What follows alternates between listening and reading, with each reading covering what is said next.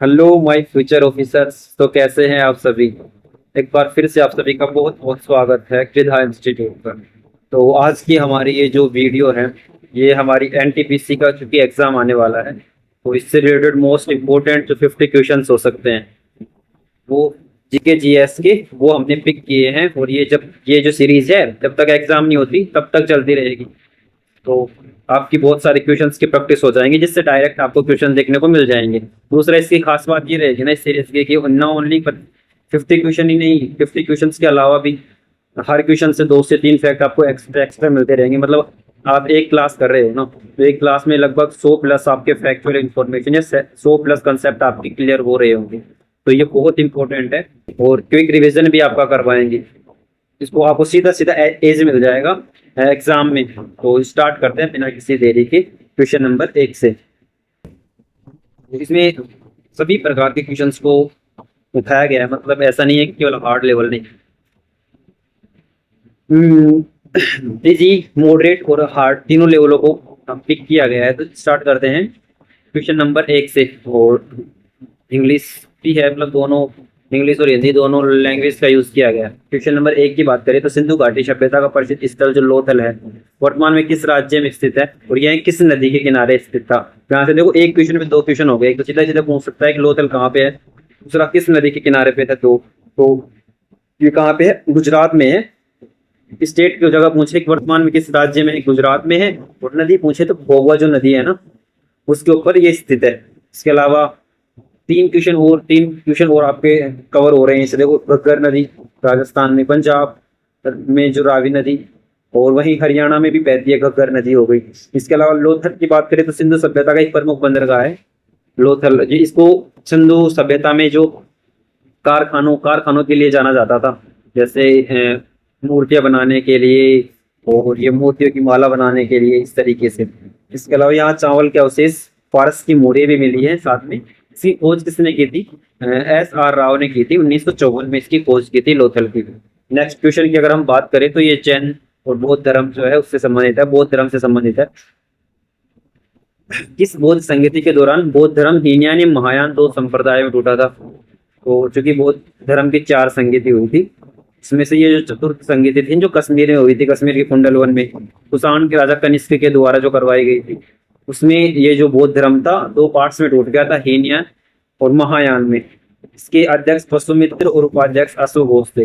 अश्वघोष ने बुद्ध चरित्र की रचना की थी। एक फैक्चुअल इन्फॉर्मेशन आ गया अश्वघोष का बुद्ध चरित्र। तो ये हुई थी, मतलब जब इससे स्टार्ट होती है ना, उसमें कश्मीर में चतुर्थ बौद्ध संगति में 2 पार्ट्स में टूटा था बौद्ध धर्म। इसके अलावा नेक्स्ट क्वेश्चन की अगर हम बात करें तो दिल्ली सल्तनत के किस सुल्तान ने सजदा व पाबोस प्रथा शुरू की थी। मतलब झुक कर सलाम करना या फिर ऐसे लेट कर सलाम करना या प्रणाम करना, जो भी राजा जब आता था जब भी दरबार में, तो ये जो प्रथाएं थी ये स्टार्ट की थी जो बलबन था, गयासुद्दीन बलबन, जिसने रक्त एवं लोगों की रीति भी अपनाई थी, उसके द्वारा ये स्टार्ट की थी। साथ ही इसने नवरोज जो त्योहार होता है फारसी त्योहार, उसकी भी शुरुआत की थी। सजदा का मतलब होता है घुटनों पर बैठकर सिर झुकाना, और पाबोस का मतलब सुल्तान की कदम चूमना हो गया। नेक्स्ट क्वेश्चन की बात करें तो जो 1526 में पानीपत की पहली लड़ाई हुई थी, उसमें बाबर ने किसे हराकर मुगल साम्राज्य की नींव रखी थी। इब्राहिम लोधी जो है उसको हराया था बाबर ने, और दिल्ली सल्तनत का आखिरी सुल्तान बना था ये इब्राहिम लोधी वंश का। और 1526 में फिर मुगल की स्थापत्य, हाँ, मुगल शासन स्टार्ट हो गया था। इसमें मारा गया था इब्राहिम लोधी इस युद्ध में। इस युद्ध में बाबर ने पहली बार तुगलुमा पद्धति तोप खाने की शुरुआत की थी। नेक्स्ट क्वेश्चन नंबर 5 है स्थायी बंदोबस्त के बारे में है, जो 1793 में शुरू की गई एक व्यवस्था थी। किसके द्वारा, उस टाइम पे जो वायसराय था जिसने स्टार्ट की थी, तो वॉरलॉर्ड कॉर्नवालिस जो था उसने 1793 में स्थायी बंदोबस्त स्टार्ट किया था। मतलब जो जमींदार है ना, उनको तय कर दिया था कि अब ये ही लगान वसूलेंगे। कहाँ कहाँ पे, बंगाल, बिहार, उड़ीसा में लागू की गई थी। इसमें जमींदारों की भूमि, जमींदारों को मनाया गया था मालिक, मैंने बताया। तो लॉर्ड कॉर्नवालिस को भारत में जो नागरिक सेवा जो है सिविल सर्विस का जनक भी कहा जाता है, इसको लॉर्ड कॉर्नवालिस को। नेक्स्ट क्वेश्चन की अगर हम बात करें तो 1857 में के विद्रोह के समय जो भारत का गवर्नर था वो कौन था। तो इसका आंसर है लॉर्ड कैनिंग। लॉर्ड कैनिंग ये 1857 के विद्रोह के टाइम पे था, और ये फिर बाद में 1858 का जब एक्ट आया था तो इसको वाइसराय भी बना दिया गया था। भारत का पहला वाइसराय भी बना था ये। लॉर्ड कैनिंग कंपनी के अंतिम गवर्नर जनरल और भारत के पहले वाइसराय थे। और इसके बाद में जब ये 1857 क्रांति हुई थी ना, उसके बाद में जो ब्रिटिश प्रशासन जो भारत में चलाते थे, उससे अब क्राउन के हाथ में चला गया था और 1858 का फिर एक्ट आ गया था। इसके अलावा भारतीय राष्ट्रीय कांग्रेस के किस अधिवेशन में पहली बार पूर्ण स्वराज की मांग रखी गई थी? मांग सबसे पहले पूर्ण स्वराज की मांग की गई थी, तो लाहौर अधिवेशन हुआ था 1929 को। लाहौर अधिवेशन में पूर्ण स्वराज की मांग रखी गई थी कांग्रेस में, पहली बार इसको एक्सेप्ट किया गया था। और इसी के उपलक्ष्य में फिर क्या हुआ था, इस मांग के बाद में जो 26 जनवरी है ना, 26 जनवरी 1930 को पहली बार जो तिरंगा झंडा मतलब पहनाया गया था लाहौर अधिवेशन के बाद 26 जनवरी 1930 का पहला प्रतीकात्मक स्वतंत्रता दिवस मनाया गया था। इसकी अध्यक्षता किसने की थी? लाहौर अधिवेशन की जवाहरलाल नेहरू ने। कहाँ हुआ थे? रावी नदी के तट पर हुआ था। नेक्स्ट की बात करें तो महात्मा गांधी को राष्ट्रपिता की उपाधि सबसे पहले किसने दी थी? सुभाष चंद्र बोस जो हैं उन्होंने इनको, महात्मा गांधी को राष्ट्रपिता कहा था। सुभाष चंद्र बोस ने 1944 में सिंगापुर से रेडियो रंगून पर एक भाषण के दौरान गांधी जी को राष्ट्रपिता कहा था। साथ ही महात्मा की उपाधि किसने दी थी? रविंद्रनाथ टैगोर ने। कब? जब 1917 में चंपारण सत्याग्रह हुआ था ना, उस टाइम पे दी थी इनको। वहीं प्रसिद्ध जो काकोरी ट्रेन एक्शन है ना, वो किस वर्ष हुई थी? तो राम प्रसाद बिस्मिल आपको याद रखना है। राम प्रसाद बिस्मिल, अशफाक उल्लाह खां, रोशन सिंह, बाद में इनको फांसी भी दे दी गई थी। HRA हिंदुस्तान रिपब्लिक एसोसिएशन से संबंधित थे।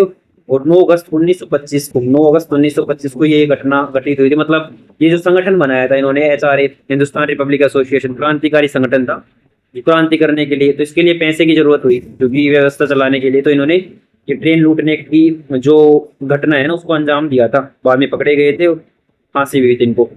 उत्तर प्रदेश सरकार ने हाल ही में इसका आधिकारिक नाम काकोरी ट्रेन डकैती से बदलकर काकोरी ट्रेन एक्शन कर दिया गया है, क्योंकि उस टाइम पे ये हमारे देश के लिए आइडल है, मतलब आज भी आइडल है, लेकिन अंग्रेज इनको क्या मानते थे? आतंकवादी मानते थे। असहयोग आंदोलन की बात करें नेक्स्ट क्वेश्चन में, तो किस घटना के बाद महात्मा गांधी ने वापस ले लिया गया था? तो असहयोग आंदोलन हुआ था 1920 में, इसको वापस ले लिया था। कब? जब चोरा चोरी घटना हुई थी ना, तब उसके बाद में इसने वापस ले लिया, जिसमें पुलिस थाने को जला दिया गया था। कई पुलिस वाले 22 पुलिस वाले मारे गए थे। 4 फरवरी 1922 को बात है, गोरखपुर में गुस्साई भीड़ ने पुलिस थाने में आग लगा दी थी। 22 पुलिसकर्मी मारे गए थे। हिंसा से दुखी होकर 12 फरवरी को 1922 को असहयोग आंदोलन वापस लेने का ऐलान कर दिया था महात्मा गांधी जी ने। इसके अलावा पॉलिटी की बात करें, अब तक हिस्ट्री हमने देखी थी। पॉलिटी की बात करें तो पॉलिटी की जो पहला क्वेश्चन है, भारतीय संविधान की किस अनुसूची में दल बदल विरोधी कानून को का प्रावधान है? तो जो 10वीं अनुसूची जोड़ी गई थी ना 52वें संविधान संशोधन में, 52वें संविधान संशोधन 1985 के तहत राजीव गांधी सरकार ने जोड़ा था दल बदल कानून है। और 8वीं अनुसूची में संविधान के द्वारा मान्यता प्राप्त 22 आधिकारिक भाषाएं शामिल होंगी, तो बता रखा है। 9वीं में पंचायत से संबंधित होगी और 10वीं अनुसूची है दल बदल हो गया। इसके अलावा नेक्स्ट क्वेश्चन की बात करें, भारतीय संविधान में मौलिक अधिकार किस देश के प्रावधानों से लिए गए थे? तो USA से लिए गए थे, संयुक्त राज्य अमेरिका से लिए गए थे। भाग 3 में है और 12 से 35 तक फंडामेंटल राइट्स हो गई। भाग 3 को भारत का क्या मैग्ना कार्टा कहा जाता है। मूल संविधान में 7 मौलिक अधिकार थे, वर्तमान में 6 हैं। संपत्ति के अधिकार को क्या कर दिया? हटा दिया गया और इसको फंडामेंटल राइट से हटाकर आर्टिकल 300 के तहत एक संवैधानिक अधिकार बना दिया गया। संवैधानिक अधिकार बना दिया गया, मतलब इसका मतलब ये है कि संविधान ने हमें अधिकार दिया है, हम संपत्ति रख सकते हैं, संपत्ति का अधिकार। लेकिन अगर फंडामेंटल राइट था तब तक क्या था कि ये जो फंडामेंटल राइट है ना, इसमें राज्य हस्तक्षेप नहीं कर सकता था, और इसको मानना, अगर इसका उल्लंघन होता था तो हम सीधे सुप्रीम कोर्ट में जा सकते थे, लेकिन अब नहीं जा सकते। नेक्स्ट क्वेश्चन की बात करें तो भारत राष्ट्रपति पद के चुनाव के लिए न्यूनतम आयु सीमा कितनी होनी चाहिए? राष्ट्रपति के चुनाव के लिए लोकसभा का सदस्य बनने की सारी योग्यता है, लगभग भारत का नागरिक होना चाहिए। लेकिन इसमें जो एज होनी चाहिए वो 35 वर्ष होनी चाहिए। राज्यपाल के लिए भी यही है, राज्यपाल एवं उपराष्ट्रपति के लिए भी न्यूनतम एज कितनी है? 35। एक साथ 3 फैक्ट याद हो गए आपको। लोकसभा सदस्य के लिए 25 वर्ष की आयु, जबकि राज्यसभा के लिए 30 वर्ष है, क्योंकि और सारी योग्यताएं ना लोकसभा की सदस्य की, बात पर नागरिकता वाले पागल ना हो वगैरह वगैरह, वो तो सब सेम है, बस एज का फर्क है। 35 होनी चाहिए राष्ट्रपति के लिए, उपराष्ट्रपति के लिए और राज्यपाल के लिए। नेक्स्ट क्वेश्चन की अगर हम बात करें तो संविधान के किस अनुच्छेद में डॉक्टर भीमराव अंबेडकर ने संविधान का हृदय या संविधान की आत्मा कहा है, तो वो है आर्टिकल 32, जिसको संवैधानिक उपचारों का अधिकार है। जिसके तहत क्या होता है, अगर आप हमारे फंडामेंटल राइट्स का कोई भी उल्लंघन करता है तो हम सीधे सुप्रीम कोर्ट में जा सकते हैं और सुप्रीम कोर्ट इससे संबंधित 5 प्रकार की रिटें जारी कर सकता है आर्टिकल 32 के तहत।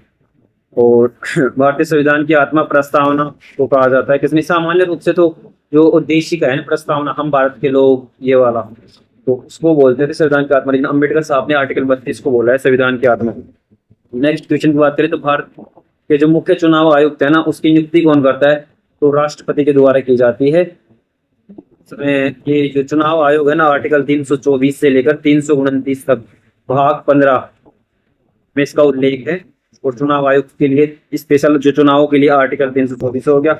मुख्य चुनाव आयुक्त का कार्यकाल 6 वर्ष और 6 या तो 6 वर्ष तक, या फिर उसकी उम्र 65 वर्ष हो जाए, जो भी पहले हो तब तक रहता है।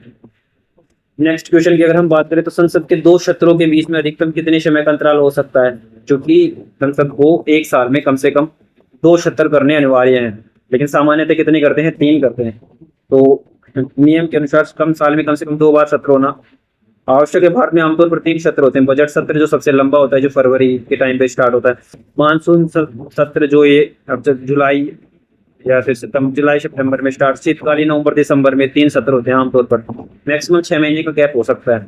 भारतीय संविधान के किस संशोधन में मतदान की आयु 21 से घटाकर 18 कर दी गई? जो 61वां संविधान संशोधन था ना 1989 का, उसमें यह संशोधन लोकसभा एवं राज्य विधानसभा के चुनाव में नागरिकों की भागीदारी बढ़ाने के लिए अनुच्छेद 326 में किया गया था। 42वें संविधान संशोधन 1976 को मिनी कॉन्स्टिट्यूशन बोलते हैं। तो ये क्वेश्चन इसलिए इंपॉर्टेंट हो जाता है ना, 42वें संविधान संशोधन, क्योंकि 1976 में हुआ था और 2026 के जो भी एग्जाम हो रहे हैं ना, तब तक ये 50 साल कंप्लीट कर चुका है। तो 42वें संविधान संशोधन बहुत ज्यादा इंपॉर्टेंट हो जाता है।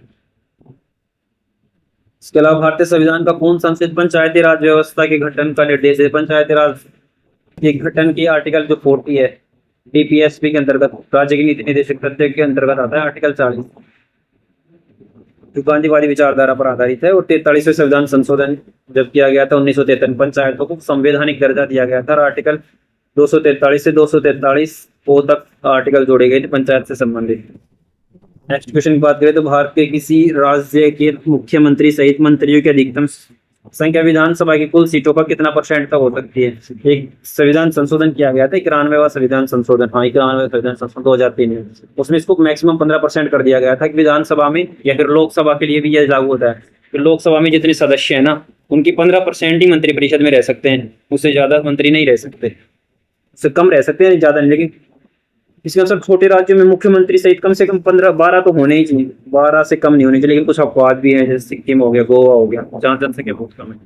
नेक्स्ट क्वेश्चन की अगर हम बात करें तो संसद में संयुक्त अधिवेशन जो ज्वाइंट सिटिंग होती है ना, आर्टिकल 108 के तहत आती है ज्वाइंट सिटिंग, राष्ट्रपति द्वारा बुलाया जाता है। जबकि साधारण विधेयक पर गतिरोध, जब भी कोई साधारण विधेयक किसी एक सदन में लोकसभा में पास हो जाए, राज्यसभा वाले उस पर कोई एक्शन न ले या फिर जस्ट अपोजिट हो जाए, तो फिर ज्वाइंट सिटिंग का प्रावधान होता है। लोकसभा इसके अध्यक्ष होता है, अगर अध्यक्ष लोकसभा नहीं है तो लोकसभा को उपाध्यक्ष इसकी अध्यक्षता करता है, लोकसभा अध्यक्ष के द्वारा इसकी अध्यक्षता की जाती है। नेक्स्ट क्वेश्चन की अगर हम बात करें तो भूगोल की क्वेश्चन देखते हैं 10। भारत की मुख्य भूमि का सबसे दक्षिण बिंदु कौन सा है? भारत की मुख्य भूमि का जो कन्या की मुख्य भूमि है ना, उसमें जो ये दक्षिण में तमिलनाडु में कन्याकुमारी है ना, वो सबसे दक्षिणतम बिंदु है। ओवरऑल देखिए तो सबसे दक्षिणतम बिंदु यहाँ अंडमान निकोबार में है, इंदिरा पॉइंट है। सुदूर दक्षिण बिंदु पूछा जाए तो इंदिरा पॉइंट आएगा, जो ग्रेट निकोबार द्वीप समूह में है। तो यदि वो मुख्य भूमि का पूछे तो ये आएगा दक्षिण में कन्याकुमारी। नेक्स्ट क्वेश्चन की अगर हम बात करें तो कौन सी नदी भारत की कर्क रेखा को 2 बार काटती है? माही नदी एकमात्र आंसर है, माही नदी कर्क रेखा को 2 बार काटती है, ट्रॉपिक ऑफ कैंसर को। इसकी उद्गम कहाँ से होता है? मध्य प्रदेश से इसका उद्गम होता है। यह राजस्थान में गुजरात में बहती हुई खंबात की खाड़ी में गिरती है, मतलब पश्चिमवर्ती नदी है, पश्चिम की तरफ बहती है। इसके अलावा कर्क रेखा भारत के कुल 8 राज्यों से गुजरती है, जो कि गुजरात से लेकर स्टार्ट होकर गुजरात, राजस्थान, मध्य प्रदेश, छत्तीसगढ़, फिर झारखंड, फिर पश्चिम बंगाल, त्रिपुरा और मिजोरम, यहाँ तक कि एक क्वेश्चन पूछ सकता है जो बार बार पूछा जाता है, कंफ्यूज करता है। त्रिपुरा में जिस स्थान से गुजरती है ना, ये उसको बोलते हैं उदयपुर झील, उदयपुर बोलते हैं। वो उदयपुर एक राजस्थान में भी है, लेकिन राजस्थान में उदयपुर से नहीं गुजरती बल्कि त्रिपुरा के उदयपुर से होकर गुजरती है, तो आपको याद रखना है। नेक्स्ट क्वेश्चन जो है, गोदावरी नदी का उद्गम स्थल भारत के किस राज्य से स्थित है? गोदावरी नदी जो कहाँ से, त्र्यंबकेश्वर नासिक महाराष्ट्र से स्टार्ट होती है, मतलब महाराष्ट्र से, और जगह का नाम है त्र्यंबकेश्वर नासिक। इसको दक्षिण गंगा या प्रद गंगा के नाम से भी जाना जाता है। ये प्रायद्वीप भारत की सबसे लंबी नदी है और बंगाल की खाड़ी में जाकर गिर जाती है, मतलब बंगाल की खाड़ी में जाकर गिर जाती है। प्रायद्वीप भारत, तो ये प्रायद्वीप भारत होता है, ऊपर तो हिमालय हो गया, नीचे गंगा का मैदान हो जाएगा, तो ये प्रायद्वीप भारत है। इसकी सबसे लंबी नदी है, बूढ़ी गंगा भी कहते हैं इसको, बृहद गंगा। जो जलप्रपात है, जोग फॉल्स किस नदी पर और किस राज्य में स्थित है? जोग जलप्रपात है शरावती नदी पर, शरावती नदी पर है, और कहाँ पर है? कर्नाटक में है। महात्मा गांधी जलप्रपात या गरसोप्पा जलप्रपात के नाम से इसको जानते हैं। यहाँ ऐसा आ जाए सीधा कि गरसोप्पा जलप्रपात है, महात्मा गांधी जलप्रपात, वो भी शरावती नदी और कर्नाटक में है। इसकी चौड़ाई और सीधे गिरने के मामले में भारत में सबसे प्रभावशाली, मतलब महत्वपूर्ण झरनों में से एक है। नेक्स्ट क्वेश्चन की अगर हम बात करें तो चिल्का झील जो भारत की सबसे बड़ी खारे पानी की झील है, लेगून झील है, किस राज्य में? चिल्का झील जो है उड़ीसा में है। और 1981 में भारत की पहली रामसर आदर भूमि भी इसको घोषित किया गया था, रामसर साइट।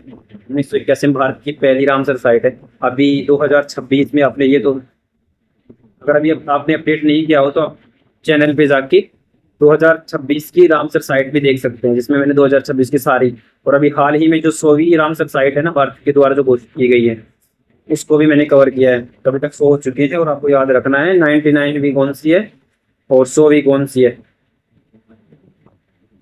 इसके अलावा नेक्स्ट क्वेश्चन की बात करें तो भारत में सफेद क्रांति का जनक वर्गीस कुरियन को बोलते हैं।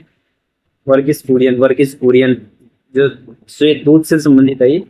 श्वेत क्रांति का संबंध दूध उत्पादन के बढ़ाने से है और शुरुआत 1970 में की गई थी। एम एस स्वामीनाथन ने भारत क्रांति, हरित क्रांति का जनक माना जाता है किसको? एम एस स्वामीनाथन को। इसके अलावा पगलीहार जो बांध है वो किस नदी पर बनाया गया है? पगलीहार बांध बनाया गया है चिनाब नदी जो है इस पर बना हुआ है। और जल विद्युत परियोजना केंद्र शासित प्रदेश जम्मू कश्मीर, हाल में जो जम्मू कश्मीर है उसमें स्थित है ये बगलीहार डैम चिनाब नदी पर। इसके अलावा सलाल दलहस्ती अन्य महत्वपूर्ण पन बिजली परियोजनाएं भी चालू है, मतलब सलाल हो गए पूछे, दलहस्ती पूछे, यही बगलीहार बांध पूछे, ये सारे चिनाब नदी पर ही हैं जो हाइड्रो इलेक्ट्रिसिटी प्रोजेक्ट है। क्षेत्र की बात, क्षेत्र के हिसाब से भारत का विश्व में कौन सा स्थान है? क्षेत्रफल की दृष्टि से भारत 7वें नंबर पे आता है। सबसे बड़े देश हैं रूस, टॉप पे है, रशिया आता है, फिर कनाडा आता है, फिर चाइना आता है, फिर आता है यूएसए, ब्राजील, ऑस्ट्रेलिया और देन आता है भारत। जनसंख्या की दृष्टि से देखें तो भारत के पास पूरी दुनिया के कुल भौगोलिक क्षेत्रफल का लगभग 2.45% हिस्सा मौजूद है। मतलब जितना क्षेत्र है ना, जितना स्थलीय क्षेत्र है दुनिया भर में, उसका 2.42% भारत में मौजूद है। जनसंख्या की दृष्टि से देखें हम तो भारत अभी शायद चीन को पछाड़ करके टॉप पे आ चुका है। काजीरंगा जो राष्ट्रीय उद्यान है ना वो किसके लिए प्रसिद्ध है और कहाँ स्थित है? वन हॉर्न राइनो है ना, जो एक सींग वाले गेंडे, उनके लिए फेमस है और असम में स्थित है। ये एक सींग वाला गेंडा असम में स्थित है। 2/3 जो गेंडे होते हैं टोटल, जितने मान लीजिए कि अगर 100 गेंडे हैं कहीं पे तो उसमें जो 66% है ना, 100 में से 66 गेंडे अकेले असम में है। यह यूनेस्को का एक विश्व धरोहर स्थल है, जो यूनेस्को के तहत विश्व धरोहर है। असम के अन्य प्रमुख राष्ट्रीय उद्यानों में मानस, डिब्रूगढ़, सखोवा, नामेरी, ओरंग, ये सारे हैं। नेक्स्ट की बात करें, वायुमंडल की किस परत में मौसम संबंधित सभी घटनाएं जैसे बादल बनना, बारिश, बिजली कड़कना, ये सारे जो सबसे पहली परत होते हैं क्षोभ मंडल, जो विषुवत रेखा पर तो 18 किलोमीटर और ध्रुवों पर लगभग 8 किलोमीटर तक पाई जाती है। तो ये क्षोभ मंडल है ना, उसमें होती है ये सारी घटनाएं। सबसे निचली हिमगानी परत हो गई, इसका ठीक ऊपर होती है समताप मंडल, जहाँ पर क्या होता है ओजोन परत पाई जाती है, जहाँ पर क्या पाई जाती है? ओजोन परत पाई जाती है। इसके अलावा नेक्स्ट क्वेश्चन की अगर हम बात करें तो हम जनरल सामान्य विज्ञान से देख 31वां जो क्वेश्चन है, ज्ञान से रॉकेट का अंतरिक्ष उड़ान भरना न्यूटन के किस नियम के तहत, किस सिद्धांत का आधारित है? ये जो न्यूटन का तीसरा नियम होता है ना, प्रत्येक क्रिया के विपरीत भी एक क्रिया होती है, तो जो संवेग संरक्षण में बोलते हैं इसको, उससे संबंधित है। तीसरे नियम के अनुसार न्यूटन के प्रत्येक क्रिया के बराबर विपरीत दिशा में प्रतिक्रिया होती है। मतलब जैसे ही रॉकेट से जो गैसेस निकलती है ना तेज गति से, जो गैस पीछे की साइड निकलेंगी, रॉकेट आगे की साइड ऊपर उठेगा। रॉकेट रेक के संवेग संरक्षण मूलभूत सिद्धांत पर काम करता है। फिजिक्स स्पष्ट दूरी की न्यूनतम दूरी, minimum distance of distinct vision जो है तो एक सामान्य मानव आंख के लिए कितनी होनी चाहिए? कम से कम 25 सेंटीमीटर होनी चाहिए। तो आप आंख के जितनी पास में कोई चीज लेकर आओगे तो कम से कम 25 सेंटीमीटर होगी ना, तब आपको सब कुछ ठीक दिखेगा, नहीं तो सही से नहीं दिखाई देगा। तो कम से कम ये जो है स्पष्ट दृष्टि की न्यूनतम दूरी, minimum distance for distinct vision के लिए 25 सेंटीमीटर होनी चाहिए। स्वस्थ मानव आंख के लिए तो एकदम देखने की अधिकतम दूरी तो इन्फिनिटी तक देख सकता है। दूर कितनी दूर देख सकता है इसके लिए कोई फिक्स माप वो नहीं है, पैमाना नहीं है। लेकिन निकट दृष्टि दोष में क्या होता है, निकट का तो दिख जाएगा, दूर का नहीं दिखेगा। इसके लिए अवतल लेंस का उपयोग करेंगे दूर दृष्टि दोष के लिए, जस्ट अपोजिट, दूर का दिखेगा पास का नहीं दिखेगा। इसके लिए उत्तल लेंस होगा, पास का देखने के लिए उत्तल, दूर का देखने के लिए अवतल का उपयोग किया जाता है। नेक्स्ट क्वेश्चन की बात करें तो ध्वनि तरंगों की तीव्रता या डाउन लेंस लाउडनेस को मापने के लिए जो इकाई होती है ना, उसको डेसिबल में नापते हैं। हर्ट्ज ध्वनि की आवृत्ति को मापता है। मानव कान 20 हर्ट्ज से 20,000 हर्ट्ज तक सुन सकता है। मानव का कान है ना, लगभग 20 हर्ट्ज से 20,000 हर्ट्ज तक सुन सकता है। WHO ने 45 जो डेसिबल होती है ना, वो ध्वनि आवासीय क्षेत्रों में मानव स्वास्थ्य के लिए सुरक्षित एवं उत्तम है। एक मैक्सिमम 45 डेसिबल शरीर के लिए ठीक रहती है। नेक्स्ट क्वेश्चन की बात करें तो आधुनिक आवर्त सारणी है, इसमें तत्वों को किसके बढ़ते क्रम में व्यवस्थित किया गया है? तो उनके परमाणु क्रमांक एटॉमिक नंबर के बढ़ते क्रम में, जैसे हाइड्रोजन का 1, हीलियम का 2, हाइड्रोजन हीलियम लिथियम का 3, ऐसे ही प्रकार से बढ़ते हुए क्रम में। और सारणी हेनरी मोजले के द्वारा 1913 में तैयार की गई थी। पुरानी आवर्त सारणी मेंडलीफ ने बनाई थी, जो परमाणु भार पर आधारित, पहले परमाणु भार पर आधारित थी, मेंडलीफ ने बनाई थी। लेकिन हेनरी मोजले ने आवर्त सारणी जो तैयार की है वो मॉडर्न तरीके से। वर्तमान में 18 वर्ग और 7 आवर्त है इस सारणी में, 18 वर्ग में और 7 आवर्तों में ये सारणी जो किसने, हेनरी मोजले ने बनाई थी 1913 में, वही अब सर्वमान्य है। नेक्स्ट क्वेश्चन की अगर बात करें तो जो लाफिंग गैस होता है ना, उसका रासायनिक सूत्र क्या होता है? उसका होता है नाइट्रस ऑक्साइड। एंड वो नाइट्रस ऑक्साइड को चिकित्सा क्षेत्र में हल्की सर्जरी के लिए, दंत चिकित्सा के दौरान दर्द निवारक के रूप में भी किया जाता है। नेक्स्ट क्वेश्चन की बात करें तो सोने, केमिस्ट्री से, सोने गोल्ड को घोलने के लिए एक्वा में सांद्र HCl सांद्र HNO3 को किस अनुपात में मिलाया जाता है? सोने को घोलने के लिए, सोना किसी में घुल जाए इसके लिए एक्वा में HCl को और सांद्र HNO3 को किस अनुपात में मिलाया जाता है? तो 3:1, मतलब 3 भाग सांद्र HCl के होंगे तो 1 भाग होगा HNO3 का, सोने को घोलने के लिए। किसमें? एक्वा 3 भाग हाइड्रोक्लोरिक अम्ल HCl और ये ठीक है 1 भाग नाइट्रिक अम्ल HNO3 ताजा मिश्रण होता है। यह इतना संक्षारण मिश्रण होता है कि सोना एवं प्लेटिनम जैसी अक्रिय नोबल धातुओं को भी आसानी से गला देता है। नेक्स्ट क्वेश्चन की बात करें बायोलॉजी से, कोशिका का पावर हाउस किसे कहते हैं? आसान क्वेश्चन है, आपको आसानी से आ जाएगा। माइटोकॉन्ड्रिया को पावर हाउस कहते हैं। आत्मघाती शैली की अगर पूछे तो वो लाइसोसोम को बोलते हैं। कोशिका की आत्मघाती शैली लाइसोसोम को, राइबोसोम को प्रोटीन की फैक्ट्री बोलते हैं। प्रोटीन की फैक्ट्री राइबोसोम को बोलते हैं। बाद में भोजन में ऑक्सीकरण से ऊर्जा उत्पन्न होती है, ATP के रूप में होती है, संचलित होती है। इसके अलावा नेक्स्ट क्वेश्चन की अगर हम बात करें तो बायोलॉजी से ही ये क्वेश्चन है, मानव शरीर की सबसे बड़ी ग्रंथि क्या नाम है? ये यकृत में, यकृत जो है ना वो ही मानव शरीर की सबसे बड़ी ग्रंथि। पित्तरस का स्राव किया जाता है जो वसा के पाचन में मदद करता है। मानव शरीर की सबसे बड़ी ग्रंथि मिश्रित ग्रंथि की बात करें तो अग्नाशय है, मिक्स ग्रंथि को, जो अंतःस्रावी एवं बाह्यस्रावी दोनों है। इसके अलावा नेक्स्ट क्वेश्चन की अगर हम बात करें, यकृत के द्वारा पित्तरस का स्राव किया जाता है, ये तो हमने पढ़ लिया। नेक्स्ट क्वेश्चन की बात करें तो रक्त का थक्का जमने के लिए कौन सा विटामिन आवश्यक होता है? तो विटामिन के है ना, अगर आपकी कहीं पे चोट लग गई, खून बह रहा है तो खून थोड़ी देर में रुक जाता है गड्ढा होके, उसके लिए जो जिम्मेदार कौन है? विटामिन के। अगर इसकी कमी हो जाए तो आपका खून बहता रहेगा, रक्त का थक्का बनेगा नहीं, आपकी डेथ तक हो सकती है। रासायनिक नाम इसका फिनोकिनोन है। रक्त का थक्का जमाने के लिए प्रमुख प्रोटोन फाइब्रिनोजेन और रक्त कणिकाएं प्लेटलेट्स की सहायक होती है। नेक्स्ट क्वेश्चन की अगर हम बात करें 40वें क्वेश्चन की, 40वें क्वेश्चन की, तो जो इंसुलिन हार्मोन है ना, उसके कारण कौन सा रोग होता है? शरीर के किस अंग से ये निकलता है? इंसुलिन हार्मोन से होता है मधुमेह, डायबिटीज होती है। भारत को जो डायबिटीज कैपिटल के नाम से, मधुमेह राजधानी, डायबिटीज कैपिटल के नाम से भारत को जाना जाता है। मतलब बहुत ज्यादा केसेस भारत में आते हैं। और अग्नाशय में ये निकलता है, अग्नाशय से इंसुलिन अग्नाशय की पीटा कोशिका से निकलता है और शरीर में शुगर लेवल को कंट्रोल करता है। नेक्स्ट क्वेश्चन की बात करें तो किससे संबंधित है? ये इकोनॉमिक्स एंड स्टैटिक जीके से संबंधित है। कि जो राष्ट्रीय आय है ना उसकी गणना सबसे पहले किसने की थी, जो दादा भाई नौरोजी है ना, poverty and British rule of India in India, 1867 से 1868 में इनकी पुस्तक थी। उसमें भारत में प्रति व्यक्ति आय को 20 रुपए आंका था कि भारत की एवरेज जितने भी लोग हैं उनकी 20 रुपए प्रति व्यक्ति आय दादा भाई नौरोजी ने उस टाइम पे 1868 में। इनको grand old man of India भी कहा जाता है। धन का निष्कर्षण सिद्धांत, ड्रेनेज ऑफ वेल्थ थ्योरी भी इन्होंने दिया था।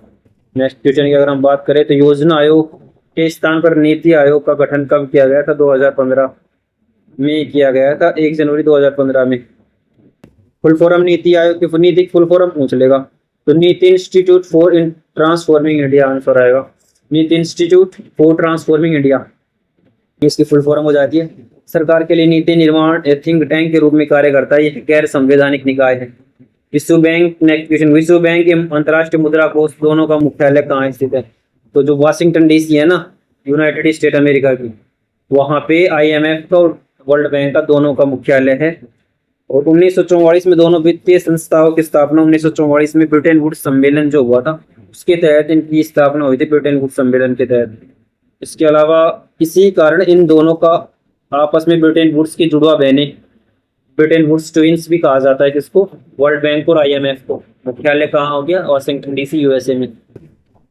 कालबेलिया घूमर सोईसीनी किस भारतीय राज्य की प्रसिद्ध लोक नृत्य है, कालबेलिया राजस्थान का, घूमर राजस्थान का, तो सोईसीनी भी राजस्थान का, तो राजस्थान के हैं। कालबेलिया नृत्य 2010 में यूनेस्को की अमूर्त सारणिक में सूची लिस्टेड किया गया था। नृत्य पारस्परिक रूप से राजस्थान के कालबेलिया सपेरा जनजातीय महिलाओं के द्वारा किया जाता है। नेक्स्ट क्वेश्चन की बात करें तो ओजोन परत को संरक्षण के मॉन्ट्रियल प्रोटोकॉल पर किस वर्ष हस्ताक्षर किए गए थे, मॉन्ट्रियल प्रोटोकॉल पर हस्ताक्षर किससे संबंधित है, पहली बात ये पहुंच रही किससे संबंधित है, ओजोन परत के संरक्षण से संबंधित है। और इस पर जो हस्ताक्षर किए गए थे 1987 में, 16 सितंबर 1987 में कनाडा के मॉन्ट्रियल शहर में हस्ताक्षरित इस संधि पर प्रतिवर्ष 16 सितंबर को विश्व ओजोन दिवस, विश्व जो ओजोन दिवस है ना वो इसी दिन के बाद मनाया जाता है। इस दिन की स्थापना के बाद 1997 में क्योटो प्रोटोकॉल हुआ, जिसमें मुख्य ग्रीन हाउस गैस के उत्सर्जन को कम करता है। आगे चलकर ये 10 साल बाद क्योटो प्रोटोकॉल हो गया, जो वो उसका फोकस भी ग्रीन हाउस गैसेस को कम करना होता है। सार्क का मुख्यालय कहाँ स्थित है और उसमें कितने सदस्य हैं, SAARC South Asian Association for Regional Corporation, मतलब जो दक्षिण एशिया के जो भी देश हैं वो आपसी सहयोग के माध्यम से बना रखे सार्क। इसमें है कुल 8 सदस्य हैं, काठमांडू नेपाल भी है, भारत भी इसका मेंबर है। सार्क की स्थापना 1985 में ढाका बांग्लादेश में की गई थी। इसके 8 सदस्यों में भारत, पाकिस्तान, बांग्लादेश, नेपाल, भूटान, श्रीलंका, मालदीव, अफगानिस्तान, साथ ही म्यांमार इसका सदस्य नहीं, याद रखना म्यांमार इसका सदस्य नहीं। नेक्स्ट क्वेश्चन की अगर हम बात करें तो मालदीव, श्रीलंका, अफगानिस्तान हो गया। नेक्स्ट क्वेश्चन की बात करें, शास्त्रीय नृत्य कुचिपुड़ी की उत्पत्ति भारत के किस राज्य में हुई थी, कुचिपुड़ी भारत के किस राज्य से संबंधित है, तो आंध्र प्रदेश से संबंधित है। भारत को 8 शास्त्रीय नृत्यों में से एक भरतनाट्यम तमिलनाडु में, कथकली व मोहिनी अट्टम जो है ना वो केरल में है, कथक उत्तर प्रदेश में, सत्तरी असम में है, प्रमुख।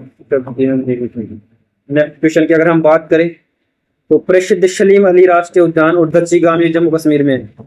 दच्चीगाम और सलीम अली टाइगर रिजर्व कहाँ पे है, राष्ट्रीय उद्यान जम्मू कश्मीर में हो गया। सलीम अली को भारत का बर्डमैन बोलता हुआ, दच्चीगाम राष्ट्रीय उद्यान के बाद बर्डमैन किसको कहा जाता है, सलीम अली को भारत का बर्डमैन। दच्चीगाम राष्ट्रीय उद्यान के रूप से संकटग्रस्त अंगुल जो पक्षी होता है कश्मीरी महामृग, उसके संरक्षण के लिए प्रसिद्ध है। दच्चीगाम जम्मू कश्मीर में हो गया। दादा साहब फाल्के पुरस्कार किस क्षेत्र में दिया जाता है और भारत का सर्वोच्च पुरस्कार, किस क्षेत्र का सर्वोच्च पुरस्कार दादा साहब फाल्के, तो सिनेमा के क्षेत्र में दिया जाता है। 1969 में शुरू उन सबसे पहला जो प्राप्त किया था वो देविका रानी चौधरानी को मिला था, देविका रानी चौधरानी को मिला था। उसके बाद में इन्होंने शिक्षा के क्षेत्र में और साहित्य के क्षेत्र में, सिनेमा के क्षेत्र में इस प्रकार अलग अलग बहुत सारे अवार्ड दिए जाते हैं। दादा साहब फाल्के को भारतीय सेना का पितामह कहा जाता था, दादा साहब फाल्के। इन्होंने भारत की पहली मुक्त फिल्म राजा हरिश्चंद्र भी बनाई थी, किन्होंने, दादा साहब फाल्के ने, राजा हरिश्चंद्र, कब, 1913 में, भारत की पहली। यही नेक्स्ट क्वेश्चन, लास्ट क्वेश्चन आज का जो है, सूडान की राजधानी और ये UN का 193वां सदस्य बना था, तो उसकी राजधानी है juba, लैंड लॉक्ड कंट्री नहीं है, साउथ सूडान है। इसके अलावा सूडान 2011 में सूडान से स्वतंत्र होकर एक प्रभु राष्ट्र बन गया, एक बन गया साउथ सूडान और एक बन गया सूडान। वर्तमान में UN सबसे नया एवं 193वां आधिकारिक सदस्य देश में रहा है। मूल सूडान की राजधानी तो खार्तूम थी, बाद में अब इसकी राजधानी क्या हो गई, juba हो गई। 193वां आधिकारिक देश बन गया। तो कुल मिला के ये कितने क्वेश्चन थे, 50 क्वेश्चन थे। और ये हमारा फर्स्ट डे था, क्योंकि ये ओनली एनटीपीसी के लिए नहीं है। वैसे एनटीपीसी से संबंधित जो भी क्वेश्चन जैसे एसएससी जीडी, सीआरपीएफ हो गया, सीएपीएफ हो गया, आर्मी का हो गया, इन सभी में जीके के जो क्वेश्चन होते हैं ना, उनका जो लेवल होता है लगभग सेम सिमिलर का होता है। और इसमें अगर थोड़ा डीपली कवर कर रखा होगा तो अच्छी बात है, ताकि आज एग्जाम में आपको आसानी मिले। तो वीडियो को लाइक शेयर सब्सक्राइब जरूर करना और इस सीरीज से जुड़े रहना, क्योंकि एग्जाम तक आपके काफी सारे क्वेश्चंस ऐसे होंगे जो सीधे आपको देखने को मिल जाएंगे। साथ ही करंट अफेयर, कंप्यूटर वगैरह वगैरह के लिए भी अलग से क्लासेस बहुत जल्दी चालू होने वाली है। मिलते हैं नेक्स्ट वीडियो में, धन्यवाद।